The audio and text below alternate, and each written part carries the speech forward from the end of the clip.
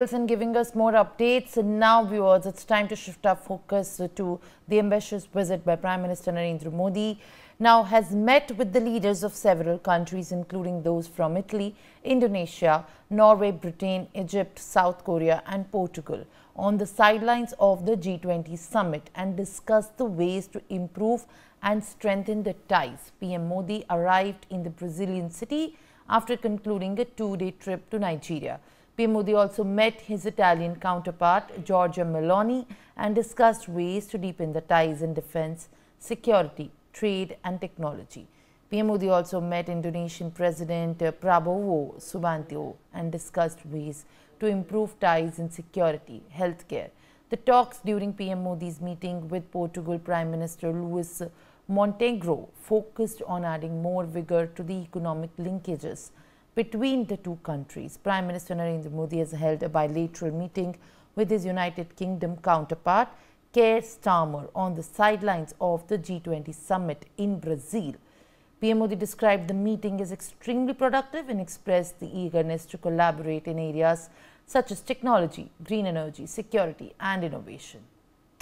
All right, viewers, now let's take a close look at what exactly the bilateral meeting of Prime Minister Narendra Modi with the world leaders, specifically focusing on his counterparts of different nations, looks like, and what were the key areas that were discussed. This is a meeting with the Indonesian president where the bilateral meeting happened and discussions over, in fact, strengthening the bilateral ties and the regional cooperation with India and Indonesia took place at the sidelines of the G20 summit. And when we see this picture, in fact, this is the Portugal's PM Luis bilateral meeting with PM Narendra Modi, where the discussion over strengthening the ties between the two nations, which usually is the first focus, and enhancing the collaboration across the key sectors took place.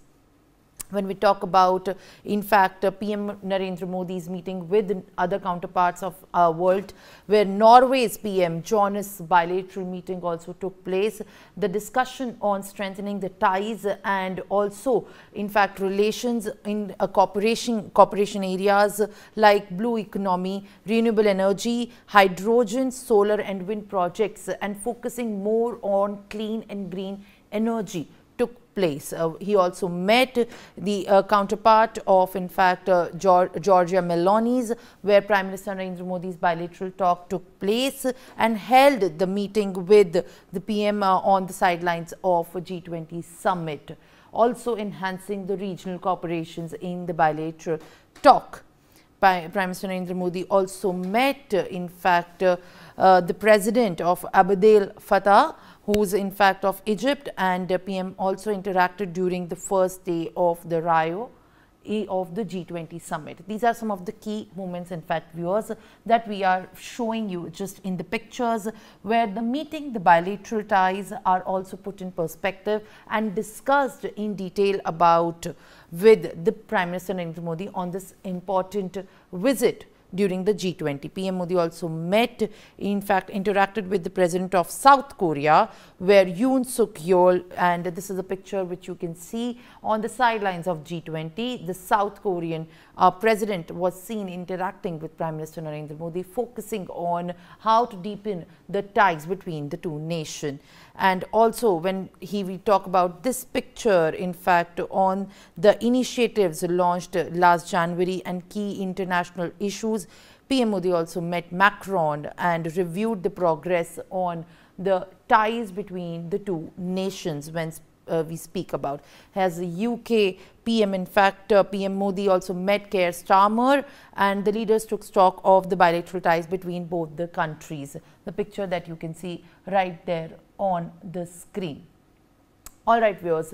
Now, if we put this in perspective, what is important is the fact that the bilateral meeting has taken place across the nations by Prime Minister Narendra Modi, and sectors like regional cooperation and clean energy, and also enhancing the border cooperation is also discussed. To my colleague Brian, who's joining me live on the broadcast. Brian, exactly kindly detail about the key takeaways of the bilateral meeting held by Prime Minister Narendra Modi with the world leaders on the sidelines of the G20 summit.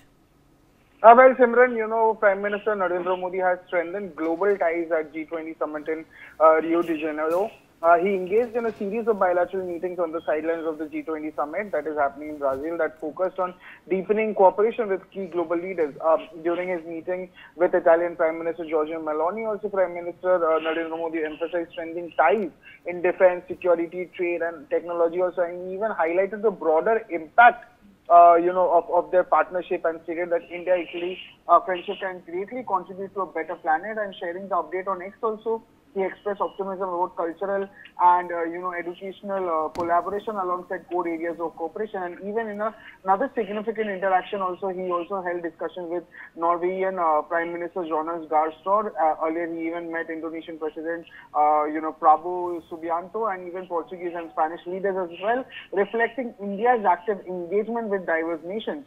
The meeting with President Subianto was also particularly noteworthy as both leaders also commemorated the 75 years of India-Indonesia ties, and even Randeep Jaiswal also revealed that Prime Minister Narendra Modi assured his Indonesian counterpart of expanding the comprehensive strategic partnership, exploring new domains also while bolstering existing collaboration. And these series of high-level dialogues also underscores India's commitment to enhancing global partnership and fostering cooperation on pressing international issues through platforms like the G20 as well. And even he held a bilateral meeting with also, Giorgia Meloni on the sidelines of the G20, where, they also focused their dynamics on in trade, investment and technology, while also exploring ways to deepen the cultural and people-to-people ties. And both Meloni and Prime Minister Narendra Modi also reviewed the progress of the Indian-Italy strategic partnership, expressing satisfaction also with the regular high-level political dialogue between the two nations. And even Narendra Modi also, emphasized the importance with the world leaders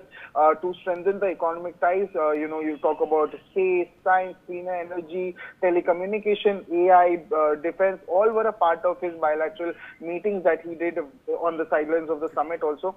And even, if you talk about the leaders that welcomed the signing also of a MOU on industrial property rights, which even set a framework for enhanced cooperation in the patents, designs and trademarks. And both sides also talk about Italy or India. They both, noticed this as a step in forward to fostering innovation and protecting intellectual property also. All right, Brian, thank you for adding these details. Now, let's get some more information and, in fact, more insights over the kind of impact these bilateral talks of Prime Minister Narendra Modi with the world leaders, including the counterparts of Norway, Indonesia, and other countries, in fact, has happened. All right, joining me live on the broadcast is international affairs expert Sanjeev Srivastava. Appreciate you joining me live on the broadcast, sir.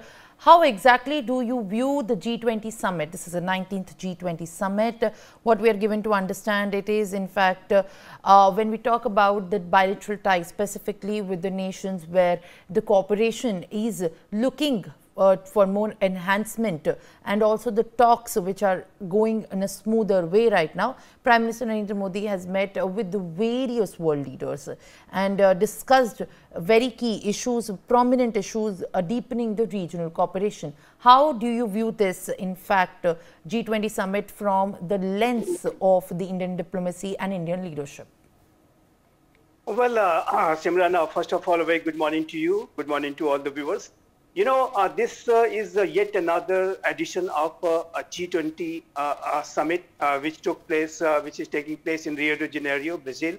And it is a very significant step forward for the entire international community when the top 20 economies and some international organizations are participating in it. And this summit is obviously happening at a time when the world is facing enormous economic challenges as well as strategic challenges.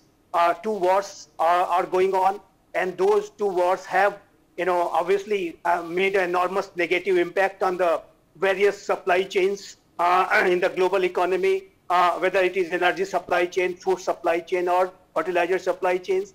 And this strategic uncertainty is still prevailing, and a lot of posturing being done by the various major powers to defend their interest, and also there is a growing polarization among the international community, and countries are more adopting more self-centric approach. And now we have a Trump administration coming up in January 20 onwards. And after that, we will see what kind of scenario emerges. So I think at this point of time, when the world is facing enormous economic as well as strategic challenges, the gathering of these world leaders in Rio de Janeiro is a very significant development. And obviously, with regard to India's participation and the contribution in this process is concerned, I think we are making an enormous contribution into entire G20 process, because with regard to G20 and with regard to the international community, Prime Minister Shri Narendra Modi has reiterated time and again our approach that we believe in this idea of Vasudhaiva Kutumbakam. And this is the slogan we had given in our G20 summit last year. We also believe in the idea of one family, one earth, one future.